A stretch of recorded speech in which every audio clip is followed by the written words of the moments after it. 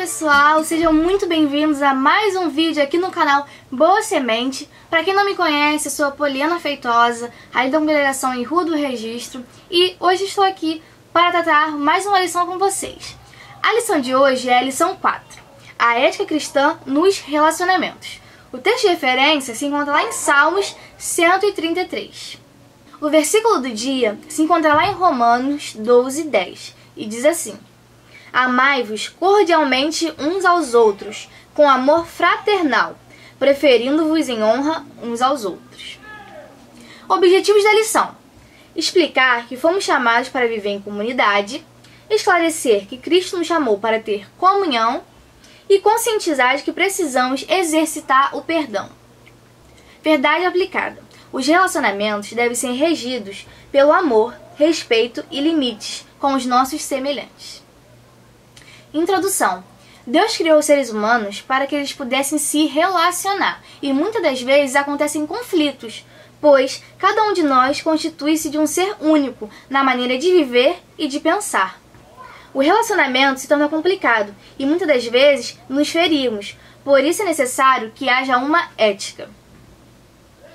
Ponto-chave: como um discípulo de Jesus, precisamos ser o exemplo em todos os nossos relacionamentos. Vamos para a lição? Ponto 1. Relacionamento na sociedade. Por vivermos em sociedade, temos a necessidade de nos relacionar para viver, crescer e trabalhar. Empresas, igrejas e governos e vários estabelecimentos têm seu regimento interno, no qual estabelecem diretrizes para que o ambiente seja o mais agradável possível. Se as pessoas entendessem os limites de seus direitos e deveres, com certeza teríamos menos conflitos. Tópico 1.1. Chamados para fazer a diferença. Em nossa sociedade, as pessoas estão cada vez mais usando práticas ilícitas para se dar bem. Vigora em muitos lugares o jeitinho brasileiro. No ambiente onde a justiça vigora, é urgente que tenhamos uma prática condizente com as Sagradas Escrituras. A Bíblia estabelece que nosso relacionamento em sociedade precisa glorificar a Deus e que os homens precisam ver nossas boas obras. O Evangelho, muitas das vezes, caminha na contramão do mundo. Somos o sal da terra e a luz do mundo. 1.2. Exalando o bom cheiro de Cristo. Vivemos numa época em que as pessoas estão cada vez mais intolerantes com os erros das outras pessoas. O trânsito cada vez mais estressado, o preconceito em seus vários aspectos e as pessoas sendo estigmatizadas por seus erros. O Evangelho do Reino não é excludente, e sim de inclusão. Como discípulos de Cristo, precisamos alcançar as pessoas com as nossas atitudes. Jesus nos ensinou que o amor ao próximo desemboca em ações. Urge que abracemos, perdoemos e resgatemos a essência de Cristo na vida das pessoas. O que está dizendo aqui no tópico 1 é que por vivermos em sociedade, qualquer estabelecimento, seja empresarial ou governamental, precisa de diretrizes para encaminhar o comportamento do ser humano, a fim de erradicar qualquer conflito entre as pessoas. A ética serve para que haja um equilíbrio e um bom funcionamento social, possibilitando que ninguém saia prejudicado. A forma de agir em sociedade determina o comportamento do indivíduo, como ético ou antiético. Ser ético ou ter um comportamento ético refere-se a um modo exemplar de viver, baseado em valores morais. Há várias pessoas que não se preocupam com a ética, apenas se preocupam com a si mesma e alguma forma de conquistar algo. E neste processo, muitos passam por cima de uma boa conduta. O simples fato de sonegar um imposto é visto como um ato antiético pela sociedade atual, mas passa como se não fosse, pois afinal, tem-se a ideia de que se tal entidade faz isso, não tem problema se fizermos também. Este processo pode ser definido como a naturalização de princípios antiéticos. Faz-se necessário agora, professor, que você pare a sua aula e comente com seus alunos sobre a política de cancelamento. É algo que está muito em alta no nosso século, muito em alta nesse ano, onde qualquer errinho de uma pessoa acaba com a vida dela. As pessoas pegam esse erro e condenam toda a vida dessa pessoa. Então, seria muito legal se você parasse sua aula e comentasse com seus alunos, perguntasse o que eles acham desse tema. E olha o que interessante estamos refletindo dessa semana. O que afeta diretamente uma pessoa, afeta a todos indiretamente. Essa frase é do pastor Martin Luther King. Vamos trazer para os dias atuais? Hoje em dia, com essa política de cancelamento, você está ferindo toda uma geração. Nós estamos criando uma geração que não sabe lidar com crítica, nós estamos criando uma geração que aponta muito os erros dos outros, não olha para si. Nós estamos criando uma geração intolerante. Nós estamos criando uma geração também que não sabe lidar com o erro dos próximos e nem sabe lidar com seus próprios erros. Ponto 2. Relacionamento familiar. A família foi constituída por Deus ainda no Jardim do Éden. É no ambiente familiar que aprendemos muitos conceitos e valores que carregamos por todo o nosso viver. Por isso, é importante que nossa casa seja um ambiente que crie pessoas saradas, educadas, amorosas e que respeitem o próximo. 2.1. Honrando os nossos pais. No Antigo Testamento, Deus já havia pontuado sobre a necessidade de honrar os pais, estabelecendo como quinto mandamento. Paulo, em sua missiva aos Efésios, ensina aos irmãos sobre o princípio da honra que deve existir no lar. Esta é uma verdade que precisa ser ensinada em nossos dias. É lamentável ver que existem muitos lares onde os filhos respondem seus pais, ameaçam, desobedecem e têm até vergonha de dizer quem são seus pais. Deus estabeleceu o padrão de autoridade no lar e esta premissa precisa ser obedecida. 2.2. Desenvolvendo a arte do perdão. Infelizmente, muitas das vezes ferimos e magoamos as pessoas que mais amamos, que são os nossos familiares.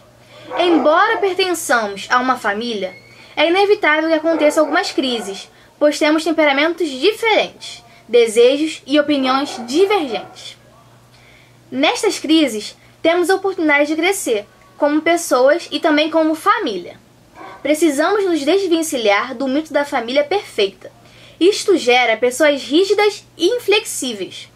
Somos seres passíveis ao erro. Uma das maiores virtudes do ser humano é a capacidade de reconhecer o erro e pedir perdão.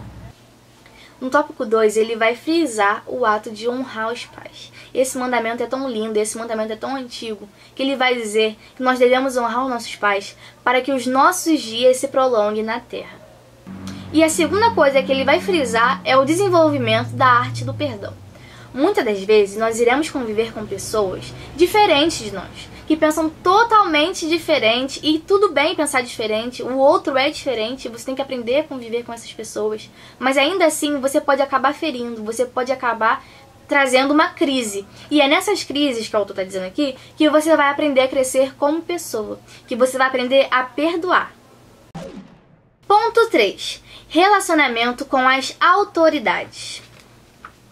Segundo os escritos paulinos, não existe autoridade que não seja estabelecida por Deus.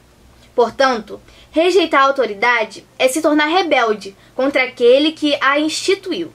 Para que possamos ter louvor das autoridades, precisamos honrar, reconhecer a liderança, obedecer e orar por elas. 3.1. Relacionamento com os nossos pastores. A Bíblia nos diz que Deus nos deu os pastores segundo o seu coração e também estabeleceu as lideranças eclesiásticas. Os objetivos são bastante claros, pois eles velam por nossas almas e hão de dar contas diante de Deus. Infelizmente, muitos têm enveredado pelo caminho da rebeldia e desobediência contra as autoridades estabelecidas por Deus. Existe uma hierarquia estabelecida por Deus e precisamos obedecer. 3.2. Relacionamento com os governantes. Vivemos num país democrático, onde os governantes são eleitos pela maioria dos votos computados. Diante do resultado, alguns insatisfeitos tomam uma postura de não reconhecer o eleito como autoridade e muitas das vezes ficam torcendo pelo insucesso. Como os discípulos de Cristo, a Bíblia nos exorta a reconhecer aqueles que estão em eminência e orar por elas, para que tenhamos uma vida quieta e próspera. O nosso papel é honrar e obedecer. Quem institui e destitui é Deus. O atual panorama político do Brasil afetou vários aspectos da vida cotidiana da população. Além da recessão, inflação e desemprego, incluímos o término de algumas relações sociais. Em decorrência do avanço da crise da economia, houve o aumento de manifestações contra e a favor do governo e de partidos políticos. Com isso, algumas amizades virtuais e reais foram abaladas ou rompidas. O fato de deixar de ser amigo, por divergência de opinião e de princípios morais entre as partes envolvidas, é algo muito preocupante. Conversas equilibradas são importantes e necessárias, a partir do momento em que as opiniões divergentes sejam respeitadas e que as colocações dos argumentos contrários deixem de lado os aspectos pessoais dos envolvidos.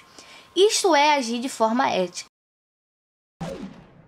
Conclusão: a palavra de Deus deve ser a nossa conduta em todos os relacionamentos.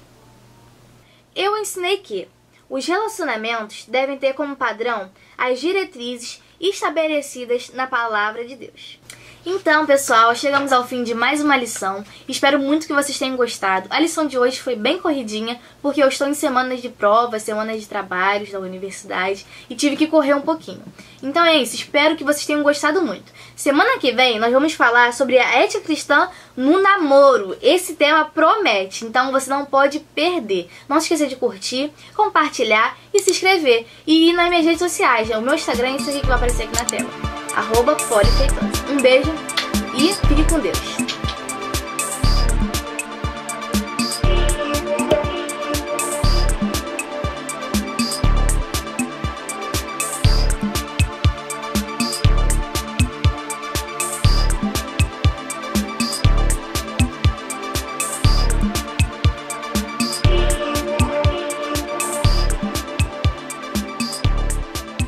It's a big blue egg.